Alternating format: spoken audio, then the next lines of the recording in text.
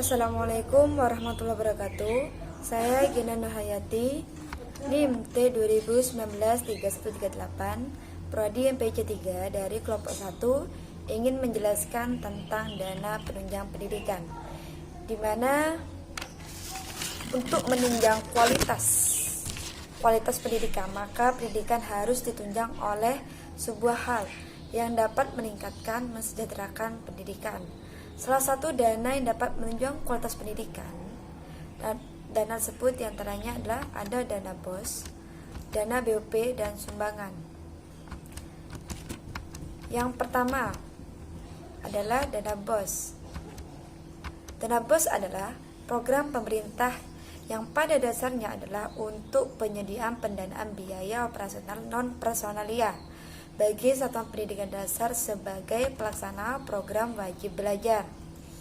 Sasaran program BOS ini itu semua sekolah mulai dari SD atau SDLP, SMP atau SMPLB, SMPT atau SD sampai SMP 1 atau SATAP, baik negeri maupun swasta di seluruh Indonesia yang sudah memiliki nomor pokok sekolah. Dari dana BOS itu digunakan untuk yang pertama, pengembangan perpustakaan, kedua, kegiatan dalam rangka penerimaan peserta didik, tiga, kegiatan pembelajaran dan ekstrakurikuler peserta didik, keempat, kegiatan ulangan dan ujian, kelima, pembelian bahan-bahan habis pakai, enam, langganan daya dan jasa, tujuh, perawatan sekolah atau rehab ringan dan sanitasi sekolah, 8. Pembayaran honorarium guru honorer dan tenaga pendidikan honorer, 9. Pengembangan profesi guru, 10. Pembantu peserta didik miskin yang belum menerima bantuan program lain seperti Kartu Indonesia Pintar, 11. Pembiayaan pengelola biaya operasional sekolah, 12. Pembelian dan perawatan perangkat komputer biaya lainnya jika seluruh komponen dari nomor 1 sampai 12 telah terpenuhi pendanaannya dari BOS. Yang kedua, ada dana BOP, Bantuan Operasional Pendidikan.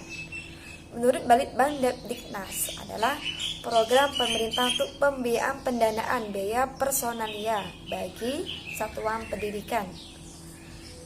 Tujuannya, menurut Depdiknas, yang pertama, untuk membebaskan biaya seluruh siswa miskin di tingkat pendidikan dasar dari beban biaya operasional sekolah dan pendidikan, baik di sekolah negeri maupun sekolah swasta.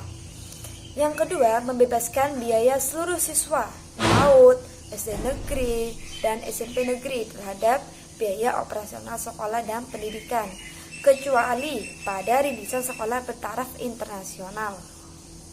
Yang ketiga, meringankan beban biaya operasional sekolah bagi siswa di sekolah swasta. Yang ketiga, ada dana sumbangan, di mana dana sumbangan ini yaitu ada yang berasal dari orang tua siswa dan dari pihak lain. Sumbangan yang berasal dari orang tua siswa yaitu ada SPP, yaitu sumbangan pembinaan pendidikan. SPP ini adalah kewajiban orang tua dalam membiayai penyelenggaraan biaya pendidikan anak-anaknya yang dibayar berdasarkan ketentuan yang sudah ditetapkan dan diatur oleh yayasan atau penyelenggaraan pendidikan untuk sekolah atau madrasah swasta. Ini biasanya per bulan biasanya untuk pembayarannya. Yang kedua, sumbangan badan pembantu atau BP3 adalah organisasi persatuan orang tua siswa atau persatuan orang tua murid dan guru yang diharapkan dapat membantu penyelenggaraan pendidikan bagi sekolah madrasah. Yang ketiga, sumbangan lain-lain. Selain kedua jenis biaya yang saya jelaskan tadi, ada juga sumbangan dari orang tua siswa yang bersifat insidental, baik berupa uang maupun barang, misalnya untuk biaya praktikum, keterampilan, kegiatan ekstrakurikuler, peralatan laboratorium, pembangunan pagar sekolah, peralatan pelajaran, dan lain-lain. Yang selanjutnya ada sumbangan dari pihak lain.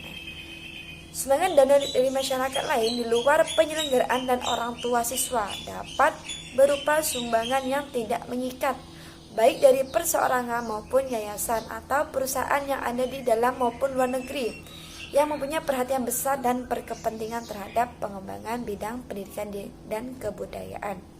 Di mana di dalam Undang-Undang Nomor 44 Tahun 2012 tentang pungutan dan sumbangan biaya pendidikan pada satuan pendidikan dasar. Yaitu ada pasal 12 ayat 1, di mana masyarakat di luar penyelenggara dan satuan pendidikan dasar yang didirikan masyarakat serta peserta didik atau orang tua atau walinya dapat memberikan sumbangan terhadap satuan pendidikan dasar. Ayat 2, satuan pendidikan dasar dapat menerima sumbangan. Yang ketiga, sumbangan sebagaimana dimaksud pada ayat 2 digunakan untuk memenuhi kekurangan biaya satuan pendidikan. Mungkin itu yang dapat saya sampaikan. Saya akhiri. Wassalamualaikum warahmatullahi wabarakatuh.